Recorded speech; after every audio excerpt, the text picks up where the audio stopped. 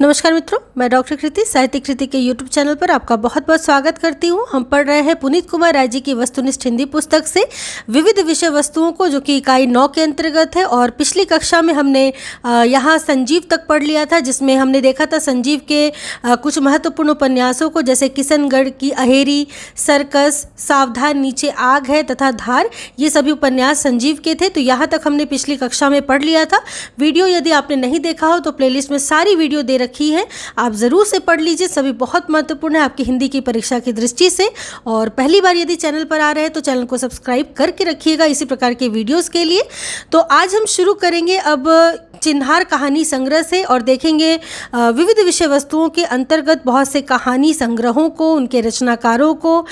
इसके अलावा आत्मकथा और भी बहुत सारे आपको विविध विधाओं से संबंधित विविध विषय वस्तु में प्रश्न देखने को मिलेंगे। तो चलिए हम पढ़ते चलेंगे, क्योंकि आप देख ही सकते हैं कि ये सभी आपकी परीक्षा की दृष्टि से बहुत ज़्यादा महत्वपूर्ण है। 1 से 2 बार जरूर वीडियो को देखें ताकि आपको अच्छे से याद हो जाए। तो हम देखेंगे चिन्हार कहानी संग्रह की लेखिका कौन है। तो मैत्रेयी पुष्पा है, कई बार परीक्षा में पूछा जा चुका है। तो चिन्हार जो है वो एक कहानी संग्रह है और इसकी लेखिका है मैत्रेयी पुष्पा जी। रास्ता इधर से है और जो आदमी हम बना रहे हैं, ये कहानी संग्रह किसका है? तो ये दोनों कहानी संग्रह है रघुवीर सहाय का। रास्ता इधर से है तथा जो आदमी हम बना रहे हैं। काठ का सपना कहानी संग्रह किसका है? आप देख ही सकते हैं, कई बार ये प्रश्न पूछा गया है, काठ का सपना किसकी रचना है? तो यह एक कहानी संग्रह है और मुक्तिबोध का कहानी संग्रह है। वही आचार्य शुक्ल ने लाइट ऑफ एशिया नामक काव्य का अनुवाद किस शीर्षक से किया था? तो बुद्ध चरित्र शीर्षक से आचार्य शुक्ल जी ने लाइट ऑफ एशिया नामक काव्य का अनुवाद किया था। किसने किया था? शुक्ल जी ने। तो यहाँ से 2-3 तरह के प्रश्न घुमा फिरा के पूछे जा सकते हैं। एक तो किसने किया था? तो शुक्ल जी ने किया था। और किसका किया था? तो लाइट ऑफ एशिया नामक काव्य का अनुवाद किया था। और किस नाम से किया था? तो बुद्ध चरित्र के नाम से किया था। आचार्य शुक्ल ने रिडल ऑफ द यूनिवर्स का अनुवाद किस शीर्षक से किया था? तो विश्व प्रपंच के नाम से रिडल ऑफ द यूनिवर्स का अनुवाद किया था शुक्ल जी ने। वही बेतवा बहती रही और स्मृति दंश उपन्यास, ये दोनों है? बेतवा बहती रही और स्मृति दंश उपन्यास है। वर्ण विषय के आधार पर, जैसे विधा क्या है, इसके आधार पर भी आपको ध्यान रखना है, क्योंकि कभी कभी ऐसे प्रश्न भी आते हैं जिसमें विधा पूछी जाती है कि किस विधा की रचना है, उपन्यास है, कहानी है, नाटक है, निबंध है। तो इस प्रकार भी आपको ध्यान रखना है। तो बेतवा बहती रही और स्मृति दंश, ये जो उपन्यास है दोनों, ये किसका है? तो मैत्रेयी पुष्पा जी का दोनों उपन्यास है। वही हिंदी की किस बोली को साहित्य अकादमी के द्वारा एक स्वतंत्र भाषा के रूप में मान्यता मिली हुई है? ठीक है, तो हिंदी की एक पहले भी बोली हमने पढ़ी थी पिछली कक्षा में, जिसमें वो बोली थी राजस्थानी, जिसको जो हिंदी की उपभाषा थी, हिंदी की उपबोली थी, और उसको मान्यता प्राप्त दिया गया था। यहाँ पे राजस्थानी मैंने इसलिए एक बार फिर से लिख भी दिया है। तो राजस्थानी जो हमने पिछली कक्षा में पढ़ा था, उसके साथ साथ याद रखिएगा मैथिली भी भाषा जो है उसको साहित्य अकादमी के द्वारा एक स्वतंत्र भाषा के रूप में मान्यता मिली हुई है। तो अब तक हमारे सामने 2 भाषाएं आई, एक मैथिली और एक राजस्थानी। अगला है जंगल जहाँ शुरू होता है, यह उपन्यास किसका है? तो जंगल जहाँ शुरू होता है, यह उपन्यास है संजीव का। इसके पहले भी संजीव के बहुत सारे उपन्यासों को हमने देखा था। अगला है मुर्दा स्थगित कहानी संग्रह के लेखक कौन है? तो महेश कटारे हैं। वहीं संस्मरण हमसफरनामा क्या है? एक प्रकार का संस्मरण है और इसके लेखक है स्वयं प्रकाश। वही कटौती काव्य संग्रह के रचनाकार कौन है? तो निलय उपाध्याय जी हैं। जयशंकर प्रसाद कृत अपूर्ण नाट्य कृति कौन सी है? बहुत बार पूछी गई है। अपूर्ण नाट्य कृति जयशंकर प्रसाद की है अग्निमित्र, जो कि 1934 में इसका प्रकाशन है। ठीक है, कौन सी है? अग्निमित्र। वही आत्मकथा अपने अपने पिंजरे के लेखक कौन है? तो मोहनदास नैमिषारण्य राय है। ठीक है, नैमिष राय जी है अपने अपने पिंजरे के लेखक, जो कि एक आत्मकथा है। वही आत्मकथा जूठन के लेखक कौन? ये सभी पूछे गए प्रश्न है, ध्यान रखिएगा। जूठन ओम प्रकाश वाल्मीकि की आत्मकथा है। वही आत्मकथा तबादला के लेखक कौन है? तो सूरजपाल चौहान है तबादला के लेखक। ये भी एक प्रकार की क्या है? आत्मकथा है। अगला है नवजीवन या प्रेम लहरी उपन्यास के रचनाकार कौन है? तो राधिका रमन प्रसाद सिंह है नवजीवन या प्रेम लहरी उपन्यास के रचनाकार। वही धूर्त रसिक लाल और स्वतंत्र रमा और परतंत्र लक्ष्मी उपन्यास के लेखक कौन है? तो मेहता लज्जाराम शर्मा जी हैं, ठीक है। धूर्त रसिकलाल और स्वतंत्र रमा और परतंत्र लक्ष्मी, ठीक है, मेहता लज्जाराम शर्मा या फिर लज्जाराम के नाम से भी आते हैं, ठीक है। ये धूर्त रसिकलाल और स्वतंत्र रमा और परतंत्र लक्ष्मी उपन्यास के लेखक हैं। वहीं त्रिवेणी व सौभाग्यश्री उपन्यास के लेखक कौन है? तो किशोरीलाल गोस्वामी जी हैं, त्रिवेणी व सौभाग्यश्री उपन्यास के लेखक। कभी कभी त्रिवेणी के नाम से भी उपन्यास पूछा जाता है और कभी कभी सौभाग्य श्रेणी के नाम से भी, ठीक है। कभी कभी ऐसे भी पूछा जाता है कि किस उपन्यास को त्रिवेणी के नाम से भी जाना जाता है, तो सौभाग्य श्रेणी को, ठीक है। और किशोरीलाल गोस्वामी जी का यह उपन्यास है। अगला है इतिहास तिमिर नाशक के रचनाकार कौन है? तो इतिहास तिमिर नाशक आप जानते ही राजा शिव प्रसाद सितारे हिंद जी का बहुत महत्वपूर्ण यह है रचना। इतिहास तिमिर नाशक राजा शिव प्रसाद सितारे हिंद की रचना है। वही कुसुम कुमारी उपन्यास के रचनाकार कौन है? तो देवकी नंदन खत्री जी हैं, कुसुम कुमारी उपन्यास के रचनाकार। भारतेंदु युग में साहित्य का केंद्र क्या था? तो भारतेंदु युग में साहित्य का केंद्र था काशी। भारतेंदु युग के किस कवि ने श्री ललित रामायण की रचना की थी? तो हरिनाथ पाठक जी ने, जो कि भारतेंदु युग के कवि थे, इन्होंने ही श्री ललित रामायण की रचना की थी। किसने? हरिनाथ पाठक जी ने। भारत में शिक्षा के प्रचार प्रसार के लिए वुड घोषणा पत्र कब प्रकाशित हुआ था? तो 1854 ईस्वी में प्रकाशित हुआ था वुड घोषणा पत्र, जो कि भारत में शिक्षा प्रचार प्रसार के लिए किया गया था। वही भारत में मुद्रण यंत्र स्थापित करने का श्रेय किसे है? तो पुर्तगालियों को है। भारत में मुद्रण यंत्र स्थापित करने का श्रेय किसे? पुर्तगालियों को। वही 1821 ईस्वी में संवाद कौमुदी, कौन सी? संवाद कौमुदी नामक साप्ताहिक बंगला पत्र। तो संवाद कौमुदी जो थी वो क्या थी? साप्ताहिक बंगला का एक पत्र था, ठीक है, संवाद कौमुदी। प्रकाशन किसके सहयोग से हुआ था? तो इसका प्रकाशन हुआ था राजा राम मोहन राय के सहयोग से, ठीक है, 1821 में। वही हिंदी का पहला दैनिक समाचार पत्र आप सभी जानते हैं, दैनिक पत्र था समाचार सुधावर्षन, जो कि 1854 में कलकत्ता से निकलता था। और इसके संपादक कौन थे? तो श्याम सुंदर सेन जी थे समाचार सुधावर्षन के संपादक, ठीक है, जो कि एक प्रकार का दैनिक पत्र था। वही किस वायसराय ने 1799 में प्रेस की स्वतंत्रता समाप्त कर दी थी? तो वेलेजली ने क्या किया था कि प्रेस की स्वतंत्रता को समाप्त कर दिया था सन 1799 में। वही राजा राम मोहन राय के पश्चात ब्रह्म समाज को किसने आगे बढ़ाया? तो देवेंद्रनाथ टैगोर और केशव चंद्र सेन, ठीक है, इन दोनों ने मिल करके राजा राम मोहन राय के पश्चात ब्रह्म समाज को आगे बढ़ाया। किसने? देवेंद्रनाथ टैगोर और केशव चंद्र सेन जी ने। वही 1867 में केशव चंद्र सेन के प्रभाव से बम्बई में प्रार्थना समाज की स्थापना हुई, ठीक है। तो कब है? तो 1867 में केशव चंद्र सेन के प्रभाव से बम्बई में कौन सा समाज? प्रार्थना समाज की स्थापना हुई। इनके जो प्रमुख उन्नायक थे वो कौन थे? तो इसके प्रमुख उन्नायक थे महादेव गोविंद रानाडे जी, ठीक है, प्रार्थना समाज के प्रमुख उन्नायक। वही बंगाल में ब्रह्म समाज के विरोध में धर्म सभा 1830 की स्थापना किसने की थी? तो बंगाल में ब्रह्म समाज के विरोध में धर्म सभा 1830 की स्थापना की थी राधाकांत देव जी ने, ठीक है। ब्रह्म समाज किसका है? आप मुझे कमेंट सेक्शन में जरूर लिख करके बताइए, क्योंकि ये प्रश्न कई बार पूछा गया है कि ब्रह्म समाज के संस्थापक कौन है। 1875 ईस्वी में न्यूयॉर्क में थियोसॉफिकल सोसाइटी की स्थापना किसने की थी? तो मदाम ब्लावस्तु और ओलकाट ने की थी। थियोसॉफिकल सोसाइटी की स्थापना न्यूयॉर्क में सन 1875 में किसने? मदाम ब्लावस्तु और ओलकाट ने। वहीं थियोसॉफिकल सोसाइटी की भारत में शाखा कब और कहाँ खोली गई? तो सन 1882 में अड्यार यानी कि मद्रास में, ठीक है, अड्यार यानी मद्रास में थियोसॉफिकल सोसाइटी की शाखा को खोला गया था, ठीक है, 1882 में मद्रास में, जिसको अड्यार के नाम से भी जाना जाता है। वहीं भारतेंदु ने अपनी किस कविता में विदेशी वस्तुओं के बहिष्कार की प्रत्यक्ष रूप से प्रेरणा दी थी? तो प्रबोधिनी जो कविता थी भारतेंदु की, इसी कविता में, प्रबोधिनी कविता में ही भारतेंदु जी ने विदेशी वस्तुओं के बहिष्कार की प्रत्यक्ष रूप से प्रेरणा दी थी। अगला है महावीर प्रसाद द्विवेदी ने सरस्वती में किस चित्रकार के अनेक चित्रों को प्रकाशित किया है? तो चित्रकार के नाम से आप जानते हैं रवि वर्मा बहुत प्रसिद्ध हैं, तो रवि वर्मा के बहुत सारे चित्रों को प्रकाशित किया है महावीर प्रसाद द्विवेदी ने सरस्वती पत्रिका में। वही कौन करे जो नहीं कसकत सुनी विपत्ति बाल विद्वन की, कौन करे जो नहीं कसकत सुनी विपत्ति बाल विद्वन की पंक्तियां किसकी है? तो ये पंक्तियां हैं प्रताप नारायण मिश्र जी की। ठीक है, ध्यान रखिएगा, कई बार ये पंक्तियां पूछी गई है कि कौन करे जो नहीं कसकत सुनी विपत्ति बाल विद्वन की, प्रताप नारायण मिश्र जी की ये पंक्तियां हैं। वही रहस्य कथा, नूतन ब्रह्मचारी और 100 अजान एक सुजान, ये सभी रचनाएं पूछी गई है, बहुत महत्वपूर्ण है। किसका है? तो बाल कृष्ण भट्ट जी का। और सभी जो हैं ये सामाजिक उपन्यास है। कौन कौन से?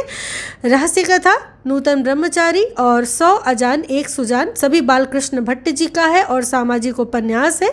अगला है भारतेंदु का कौन सा नाटक कृष्ण चरित्र संबंधी है? तो श्री चंद्रावली जो है वो भारतेंदु का नाटक ऐसा है, श्री चंद्रावली, जो कि कृष्ण चरित्र के संबंध में यह नाटक है। अगला है आधुनिक काल के नवीन काल की संज्ञा किसने दिया है? तो आधुनिक काल को नवीन काल की संज्ञा देने वाले हैं गुलाब राय जी। गुलाब राय जी ने आधुनिक काल को क्या कहा है? नवीन काल कहा है। आगे देखेंगे किस पत्र को भाषा गढ़ने की टकसाल कहा जाता था? यानी कि भाषा को कहते हैं कि गढ़ने की टकसाल। ठीक है, किस पत्र को कहा जाता था? तो बंगवासी पत्र को कहा जाता था कि ये भाषा को गढ़ने की टकसाल है। कौन सी पत्र? बंगवासी पत्र। वही राधाचरण गोस्वामी का पत्र भारतेंदु कहाँ से प्रकाशित होता था? तो ये प्रकाशित होता था वृंदावन से। ठीक है, तो राधाचरण गोस्वामी जी का पत्र था भारतेंदु पत्र और ये वृंदावन से प्रकाशित होता था। वही नए जमाने की मुकरी शीर्षक से मुकरियों की रचना किसने की? तो भारतेंदु ने नए जमाने की मुकरी शीर्षक से मुकरियों की रचना की थी। वही द्विवेदी युग को नव जागरण द्विवेदी युग को जागरण सुधार काल किस आलोचक ने कहा है? तो डॉक्टर नगेंद्र ने जागरण सुधार काल कहा है द्विवेदी युग को। किसने कहा है? डॉक्टर नगेंद्र ने। तो दो प्रकार से प्रश्न यहाँ पे पूछे जाते हैं। एक तो है कि डॉक्टर नगेंद्र ने द्विवेदी युग को कौन सा काल कहा है, क्या नाम दिया है? तो जागरण सुधार काल दिया है नाम किसको? द्विवेदी युग को। और दूसरा इस प्रकार से कि द्विवेदी युग को जागरण सुधार काल किस आलोचक ने कहा है? तो डॉक्टर नगेंद्र ने कहा है। वही एक वर्ष तक अर्थात 1900 ईस्वी में सरस्वती के संपादक मंडल में कौन कौन सम्मिलित थे? ठीक है, तो सम्मिलित थे श्याम सुंदर दास, राधा कृष्ण दास, जगन्नाथ दास, कार्तिक प्रसाद और किशोरी लाल गोस्वामी जी। ठीक है, एक वर्ष अर्थात 1900 ईस्वी में ही ये सभी संपादक मंडल में ये सभी जो थे ये सम्मिलित थे। ठीक है, श्याम सुंदर दास जी, राधा कृष्ण दास, जगन्नाथ दास, कार्तिक प्रसाद और किशोरी लाल गोस्वामी। वही 1901 ईस्वी में सरस्वती का संपादकत्व किसने संभाला था? तो सरस्वती पत्रिका का संपादकत्व संभाला था श्याम सुंदर दास जी ने 1901 में। द्विवेदी युग के किस कवि ने धारधर धावन शीर्षक से कालिदास के मेघदूत का पदबद्ध अनुवाद किया था? तो धाराधर धावन शीर्षक से कालिदास के मेघदूत का पद्यबद्ध अनुवाद करने वाले थे द्विवेदी युग के कवि राय देवी प्रसाद पूर्ण जी। कई बार ये प्रश्न देखे गए हैं तो ध्यान रखिएगा, राय देवी प्रसाद पूर्ण जी थे जिन्होंने धाराधर धावन शीर्षक से कालिदास के मेघदूत का पदबद्ध में अनुवाद किया था और ये द्विवेदी युग के कवि थे राय देवी प्रसाद पूर्ण जी। आगे देखेंगे हृदय की मधुर भार। हृदय का मधुर भार किसका काव्य संग्रह है? तो यह आचार्य शुक्ल जी का काव्य संग्रह है, हृदय का मधुर भार। वही भारतेंदु हरिश्चंद्र को भारतेंदु उपाधि कब दी गई थी? तो सन 1880 ईस्वी में भारतेंदु हरिश्चंद्र को भारतेंदु उपाधि दी गई थी। कब दी गई थी? 1880 में। वही किस आलोचक ने भारतेंदु युग को पुनर्जागरण काल, द्विवेदी युग को जागरण सुधार काल कहा है? तो अभी अभी हमने पढ़ा ही कि द्विवेदी युग को जागरण सुधार काल कहने वाले थे डॉक्टर नगेंद्र और इन्होंने ही डॉक्टर नगेंद्र ने ही भारतेंदु युग को पुनर्जागरण काल भी कहा है। तो डॉक्टर नगेंद्र ने भारतेंदु युग को पुनर्जागरण काल और द्विवेदी युग को जागरण सुधार काल कहा है। वही उत्तर प्रदेश से निकलने वाला पहला समाचार पत्र कौन सा था? तो बनारस अखबार था। उत्तर प्रदेश से निकलने वाला पहला समाचार पत्र कौन सा था? बनारस अखबार। वही गुप्त जी वास्तव में सामंजस्यवादी कवि हैं, प्रतिक्रिया का प्रदर्शन करने वाले अथवा मद में झूमने वाले कवि नहीं। किसके बारे में कहा जा रहा है? गुप्त जी के बारे में। सब प्रकार की उच्चता से प्रभावित होने वाला हृदय उन्हें प्राप्त है। प्राचीन के प्रति पूज्य भाव और नवीन के प्रति उत्साह दोनों इनमें है। यह कथन किसका है? तो गुप्त जी के बारे में यह जो कथन है यह आचार्य शुक्ल जी का कि गुप्त जी वास्तव में कैसे कवि? एक सामंजस्यवादी कवि है। इनमें जितना कहते हैं कि प्राचीन के प्रति पूज्य भाव था और उतना ही नवीन के प्रति भी उत्साह, दोनों भाव समाहित है। ठीक है, आचार्य शुक्ल जी का कथन है। वही माइकल मधुसूदन दत्त की कृतियों का अनुवाद मधुप उपनाम से किसने किया था? तो मैथिली शरण गुप्त जी ने ही माइकल मधुसूदन दत्त की कृतियों का मधुप उपनाम से अनुवाद किया था। किस उपनाम से? मधुप उपनाम से अनुवाद किया था। बहुत बार ये भी प्रश्न देखने को मिला है कि कौन सा कवि मधुप उपनाम से रचनाएं करता था? तो मैथिली शरण गुप्त जी ही मधुप उपनाम से रचनाएं किया करते थे। फिलहाल यहाँ क्या है कि माइकल मधुसूदन दत्त की कृतियों का अनुवाद मधुप उपनाम से किसने किया? तो मैथिली शरण गुप्त जी ने किया। वही लिखो न करो लेखनी बंद, श्रीधर सम सब कवि स्वच्छंद, यह पंक्तियां किसकी है? तो ये पंक्तियां है श्रीधर पाठक की। ठीक है, जो कहते हैं कि लिखो न करो लेखनी बंद, श्रीधर सम सब कवि स्वच्छंद। ठीक है, तो ये श्रीधर पाठक जी की स्वयं की पंक्तियां हैं और इन पंक्तियों में श्रीधर शब्द भी आया है, तो इससे भी आप इसको ध्यान रख सकते हैं। वही आगे देखेंगे कि महावीर प्रसाद द्विवेदी ने सरस्वती का संपादन कब से कब तक किया था? तो सन 1903 से 1920 तक महावीर प्रसाद द्विवेदी जी ने सरस्वती का संपादन का कार्य किया था। कब से कब तक? 1903 से 1920 तक। वही उमर खयाम की रुबाइयों के रचनाकार कौन है? तो मैथिली शरण गुप्त जी हैं उमर खयाम की रुबाइयों के रचनाकार। अगला है श्रीदामा नाटक के रचयिता कौन है? तो श्रीदामा नाटक के रचयिता है राधाचरण गोस्वामी जी। वही झलमला कहानी के रचनाकार कौन है? तो पदुमलाल पुन्नालाल बख्शी जी झलमला कहानी के रचनाकार हैं। काशी से हिंदी गल्पमाला पत्रिका का प्रकाशन कब प्रारंभ हुआ? तो सन 1918 ईस्वी से काशी से हिंदी गल्पमाला पत्रिका का प्रकाशन प्रारंभ हुआ था। तो दो प्रकार के प्रश्न यहाँ आते हैं। एक तो हिंदी गल्पमाला पत्रिका का प्रकाशन कहाँ से होता था? तो काशी से होता था। और प्रकाशन कब प्रारंभ हुआ? तो सन 1918 से। वही बाल मुकुंद गुप्त द्वारा संपादित पत्र कौन कौन से हैं? तो बाल मुकुंद गुप्त के द्वारा संपादित जो पत्र हैं वो है अखबारे चुनार, कोहिनूर, हिंदी हिंदुस्तान, हिंदी बंगवासी तथा भारत मित्र। ये सभी के सभी पत्र बहुत महत्वपूर्ण है और इसका संपादन करने वाले हैं बाल मुकुंद गुप्त जी। अखबारे चुनार, कोहिनूर, हिंदी हिंदुस्तान, हिंदी बंगवासी तथा भारत मित्र। वही अगला है हिंदी गल्प कला का विकास और कहानी कला तथा एक प्रसिद्ध गल्पकार के विचार शीर्षक निबंध के रचनाकार कौन है? तो ये सभी शीर्षक निबंध के रचनाकार हैं प्रेमचंद जी। कौन कौन से? हिंदी गल्प कला का विकास, कहानी कला तथा एक प्रसिद्ध गल्पकार के विचार। वही किस साहित्यकार ने विजयानंद दुबे के नाम से बाल मुकुंद गुप्त के शिव शंभू के चिट्ठे के तर्ज पर विजयानंद दुबे की चिट्ठियां लिखी थी? ठीक है, तो कहा जा रहा है कि किस साहित्यकार ने विजयानंद दुबे के नाम से बाल मुकुंद गुप्त के शिव शंभू के चिट्ठे के तर्ज पर विजयानंद दुबे की चिट्ठियां लिखी, जो कि चांद पत्रिका में धारावाहिक के रूप में प्रकाशित हुई थी। तो ये लिखी थी चिट्ठी विशंभर नाथ शर्मा कौशिक जी ने। ठीक है, किसके आधार पर? बाल मुकुंद गुप्त के शिव शंभू के चिट्ठे के तर्ज पर। ठीक है, विजयानंद दुबे की चिट्ठियां लिखी थी विशंभर नाथ शर्मा कौशिक जी ने। वही अगला है बद्रिकाश्रम यात्रा किसकी रचना है? तो बद्रिकाश्रम जो यात्रा है वो रचना है देवकी प्रसाद खत्री जी की। ठीक है, ध्यान रखिएगा, बद्रिकाश्रम यात्रा किसकी है? तो देवी प्रसाद खत्री जी की है। वहीं अगला देखेंगे घनाक्षरी नियम रत्नाकर। ठीक है, घनाक्षरी नियम रत्नाकर किसकी कृति है? तो यह है जगन्नाथ दास रत्नाकर की कृति, घनाक्षरी नियम रत्नाकर, जगन्नाथ दास रत्नाकर की। वही धूर्त रसिकलाल, हिंदू गृहस्थ, आदर्श दंपति, बिगड़े का सुधार, आदर्श हिंदू, स्वतंत्र रमा और परतंत्र लक्ष्मी, ये सभी जो उपन्यास है इसके रचनाकार कौन है? तो इसके रचनाकार है मेहता लज्जाराम शर्मा। ठीक है, तो लज्जाराम मेहता भी कहीं कहीं आता है, लज्जाराम शर्मा भी, या फिर केवल लज्जाराम के नाम से भी पूछा जाता है। तो ध्यान रखिएगा, धूर्त रसिकलाल, हिंदू गृहस्थ, आदर्श दंपति, बिगड़े का सुधार, आदर्श हिंदू, स्वतंत्र रमा और परतंत्र लक्ष्मी, ये सभी उपन्यास हैं जो कि मेहता लज्जाराम शर्मा जी के हैं। वही अयोध्या जी उपाध्याय हरिऔध की उपन्यास ठेठ हिंदी का ठाठ, ठीक है, का दूसरा नाम क्या है? तो अयोध्या जी उपाध्याय हरिऔध का जो उपन्यास है ठेठ हिंदी का ठाठ, इसका दूसरा नाम जो है वो है देव बाला। तो ध्यान रखिएगा, देव बाला या फिर ठेठ हिंदी का ठाठ। तो इस प्रकार हमने इस कक्षा के अंतर्गत बहुत सारे महत्वपूर्ण विषय वस्तुओं को पढ़ा, जिसमें उपन्यास, कहानी संग्रह, काव्य और भी बहुत महत्वपूर्ण आत्मकथा एवं जीवनियों को देखा। इसी प्रकार की एक अगली कक्षा भी मैं आपके लिए लेकर के आऊँगी, जिसमें कहानी, काव्य और छायावाद की सभी कविताएं, उन कवियों की रचनाएं, ठीक है, ये सभी आपको विस्तार से और महत्वपूर्ण विषय वस्तु देखने को मिलेंगी।